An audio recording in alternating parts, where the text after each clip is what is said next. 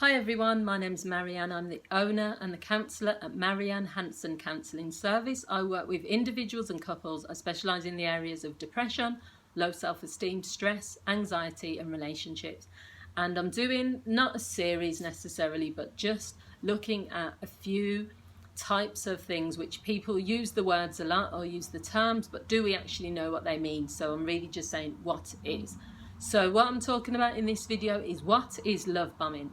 So I've actually got my definition. This isn't my definition. This has been defined by Google. And love bombing is defined as an attempt to influence a person by demonstrations of attention and affection. It can be used in different ways and for either positive or negative purposes. Psychologists have identified love bombing as a possible part of a cycle of abuse, and they've warned against its use. It has been described as psychological manipulation.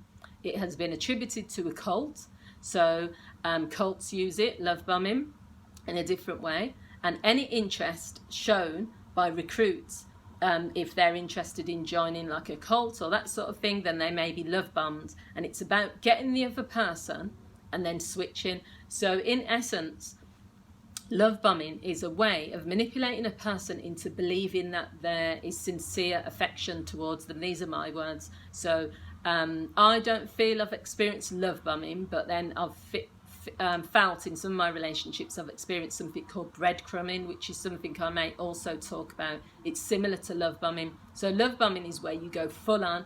You know, maybe within the first few days, someone says, I can see myself marrying you. I love you. You're everything I want. Now, a good example is something like the series Married at First Sight, where you have people who have just met each other for the first time, and they're all of a sudden reacting to each other as though they've known each other their whole life, and they're getting full on. And then within a few weeks, they realise that, you know, we don't know each other, we don't like each other, and then it just goes down from there. Or in some cases, manipulation is used. So how can it work? So there is like a sort of process to this. The intensity is the first process. So this is where you love, the whole love bomb thing means that you are throwing things at such a explosive rate, at such an intensity, that there's nowhere for the person to escape, because it's like the texts, the phone calls, the showering them with gifts, you know, making promises, saying, you know, I can imagine us living together. You're planting seeds, you're planting ideas, and there's nothing wrong with that if that is genuine, if that is just the relationship is moving at speed. But love bombing is a particular method and approach that is used by lots of narcissists. It's used by con men. It's used by people who feel insecure and have low self-esteem. So they think, here's a woman or a man in front of me. I would never get them usually. So I'm going to use this method to see if I can then trap that person. The second part of it then is idealization.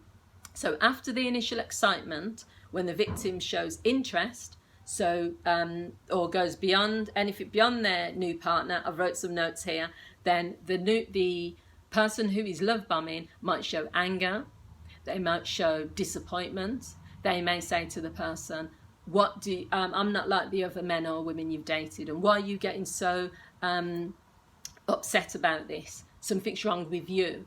You know, it's because you never experienced real love, that's why you struggle with this. You're the problem. So it's always that idea that you're the issue because you can't handle all of this affection, when really it's your gut instinct as a human being saying, well, wait a minute, I've only known this person for 3 days and he's already buying me expensive gifts, telling me we're going to go on holiday together, talking about moving in and marriage.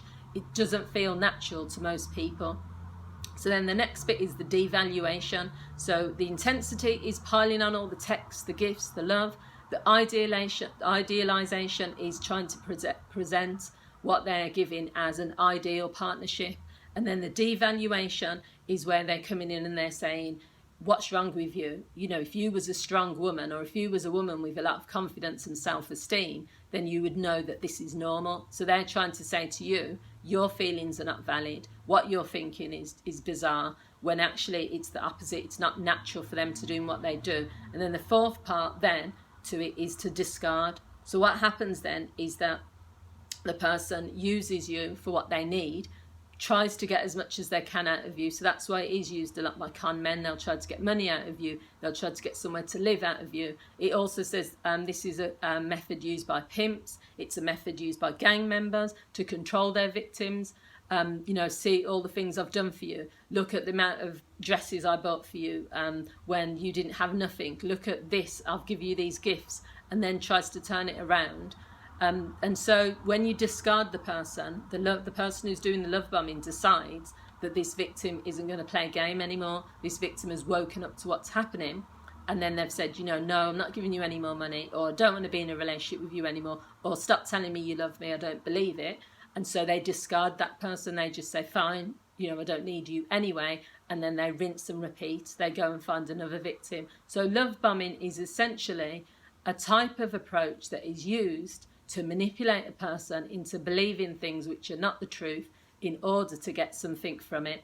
So I hope you found this video useful. If you have, don't forget to like, to leave your comments, to share with others. And if you want to reach out to me as a counsellor, you can go to my Facebook page, Marianne Hanson Counselling Service. You can leave me a message on here.